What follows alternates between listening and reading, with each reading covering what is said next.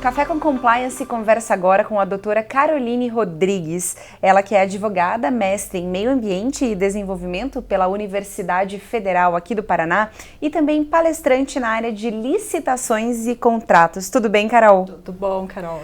Legal. Carol, conta pra gente, quanto ao programa de integridade de um órgão ou entidade de administração, quais os exemplos de aplicação para os atores de um processo de contratação pública? Pois é, Carol, muito boa essa pergunta. Por quê? Porque essas políticas de integridade, de compliance e de gestão de riscos, às vezes elas estão associadas somente aos atos da alta administração. Mas esquece-se que também todos os atores da contratação pública, desde quem elabora o termo de referência, o projeto básico, a comissão de licitação, pregoeiro, a equipe de apoio, também os fiscais e gestores de contratos, todos eles estão inseridos nessas políticas. Por exemplo, numa hipótese de um membro de comissão de licitação ou um pregoeiro, de repente eles receberem algum presente, algum brinde de um potencial licitante, eles não podem aceitar, eles têm que recusar, eles têm que devolver esse brinde, esse presente, com a informação de que eles não podem receber, até porque eles podem com isso acabar ferindo no processo licitatório os princípios licitatórios, como da impessoalidade, da moralidade, da isonomia, do julgamento objetivo.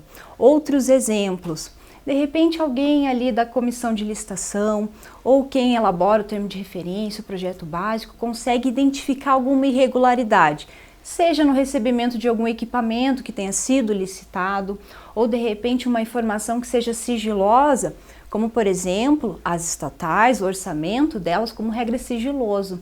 Se essa informação acaba vazando para outros setores, isso é uma irregularidade que tem que ser apurada.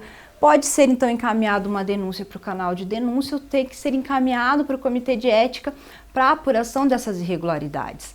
Por fim, a gente ainda pode apontar como exemplo os fiscais ou os gestores de contrato, quando eles vão fazer o acompanhamento do contrato, eles também têm que agir com impessoalidade, com objetividade, e se ainda houver algum tipo de conflito de interesse entre qualquer um desses atores, eles também têm que se manifestar, sempre visando a lisura da contratação e, é claro, eles estão inseridos sim em todo esse procedimento e todas essas políticas de integridade. Por isso não fica somente na alta administração, não fica somente na atividade finalística do órgão, da entidade, como assim a gente conhece, mas também todos aqueles que estão inseridos no processo da contratação pública. Importante que eles conheçam todas essas regras. Carol, conta pra gente, é possível aplicar o Instituto do Compliance na seara da sustentabilidade nas empresas estatais e também nos órgãos da administração pública direta?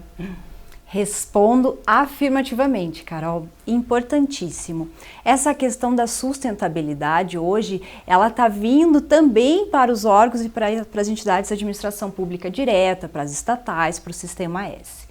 Então, esses órgãos, essas entidades que estão inseridas num contexto da sustentabilidade, é importante esse compliance ambiental para que elas possam estar em conformidade com a legislação ambiental. Essas empresas, essas entidades, esses órgãos, então, além dessa conformidade ambiental, em relação às decisões da auto-administração, elas também são pautadas com princípios éticos. Então, tanto a questão do meio ambiente, da redução de impacto ambiental, ao atendimento da legislação ambiental e os princípios éticos são muito importantes. Vale ressaltar também que para a contratação pública é essencial observar, por exemplo, o princípio do desenvolvimento nacional sustentável.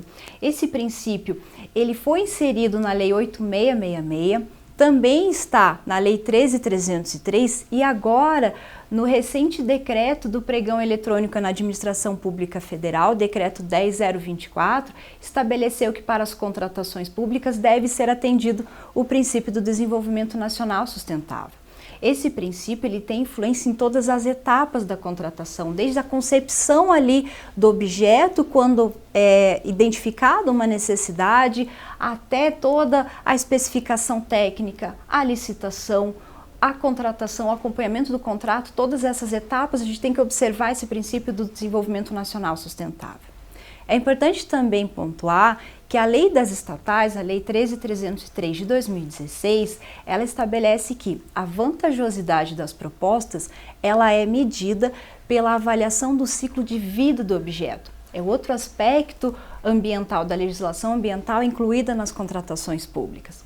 Essa mesma lei, no seu artigo 32, parágrafo 1º, estabelece que as estatais elas devem atender uma série de políticas socioambientais, como, por exemplo, a Política Nacional de Resíduos Sólidos, a Política Nacional de Mudanças Climáticas, a legislação urbanística, as questões de acessibilidade, também licenciamento ambiental, ao patrimônio histórico, cultural, arqueológico, imaterial, enfim, a gente consegue observar esse diálogo entre a legislação ambiental e a legislação para a contratação pública.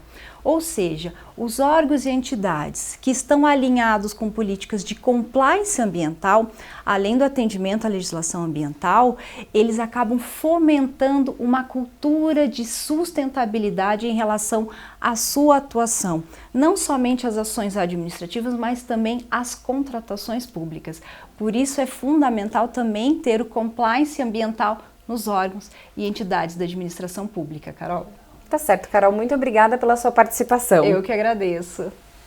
Continue sempre acompanhando as novidades e entrevistas exclusivas que o Café com Compliance traz para você.